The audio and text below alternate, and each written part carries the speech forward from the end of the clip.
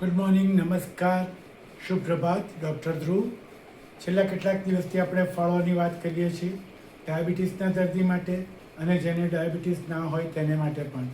તો છેલ્લે ઉનાળો ચાલે છે, વાત કરીએ આપણે વોટરમેલન એટલે કે તરબૂચની. હાઇડ્રેશન ખૂબ વધારે, કારણ કે ઘણા પ્રમાણમાં પાણી હોય એટલે તરસ છીપાય અને એટલે જ ઉનાળામાં કામનું.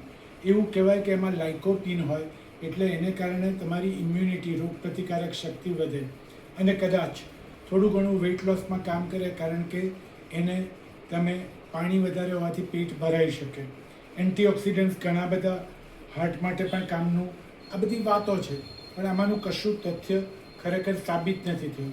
ઇનફેક્ટ એવું પણ કહેવાય કે ડાયજેશન સુધારે છે, પણ હકીકતમાં આપણો અનુભવ બધાનો કંઈ થોડો જુદો છે.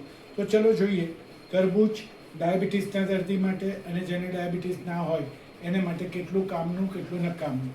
કેલરીઝ પ્રમાણમાં ઓછી, એન્ટીઓક્સિડન્ટ્સ વધારે, હાઇડ્રેટિંગ અને રિફ્રેશિંગ એ એના ફાયદા.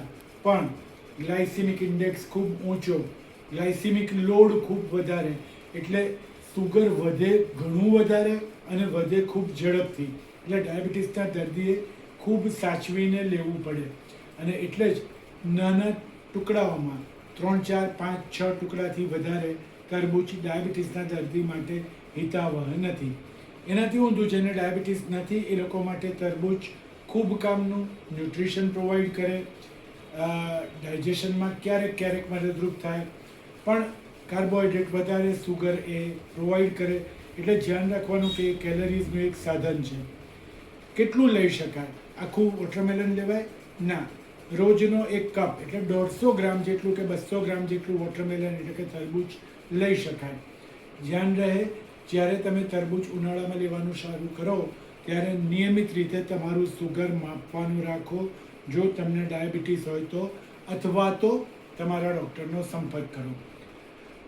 આખું વોટરમેલન, આખું તરબૂચ એકસાથે ખાઈ શકાય? ના, બિલકુલ ના.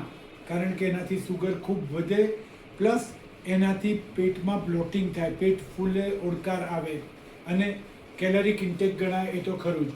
એટલે તરબૂચ લેવાય, પણ 150 થી 200 ગ્રામ, એથી વધારે નહીં. અને હા, સ્ટ્રોબેરીઝની સાથે આપણે બ્લૂબેરીની વાત કરવાનું ભૂલી ગયા હતા. લગભગ બંને કાકા મામાના દીકરા, બેનિફિટ્સ બંનેના લગભગ સરખા, કેલરીઝ બંનેની લગભગ સરખી, ગ્લાયસીમિક ઇન્ડેક્સ લગભગ સરખો. એટલે સ્ટ્રોબેરીની જેમ બ્લૂબેરી પણ પ્રમાણસર 1 થી 1.5 કપ લઈ શકાય, કોઈ વાંધો નહીં. કેરીની વાતો કરવાના છીએ, પણ થોડા દિવસ પછી કેરીને આવવા દઈએ. એટલે આજે અહીંયા જ રોકાઈશું. કાલે એક નવા ટોપિક સામે આપ સૌની સામે હાજર થઈશું. નમસ્કાર, ડૉક્ટર ઉર્મન ધ્રુવ.